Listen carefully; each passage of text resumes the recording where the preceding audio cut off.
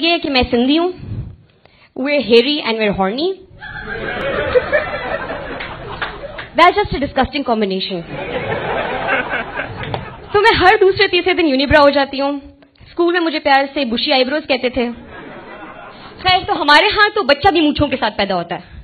पूरा बच्चा निकालने की जरूरत नहीं है, सर देख के बोल देता है साईं तहां के छोटा साईं हुआ है, और बाहर गाइड हवाएं फेरेंगे धधक धधक धधक।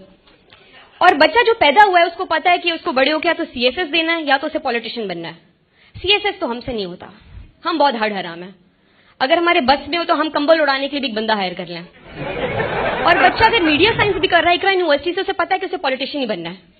अगर आप सिंधी हैं तो आपने बेनजीर की कवर फोटो जरूर रखी होगी।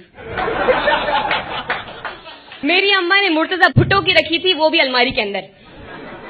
फिर हमारे कुछ लिबरल सिंधी होते हैं कि नहीं साईं हम वडेरे नहीं है, हम खुद पैरों पे खड़े होंगे, वो चाय ढाबा खोल लेते हैं।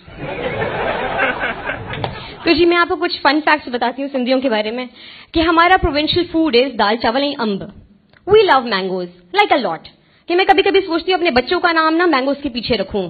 सिंदड़ी, सरोली, नीरम, अनवर राठौल, शहबाज लंगड़ो।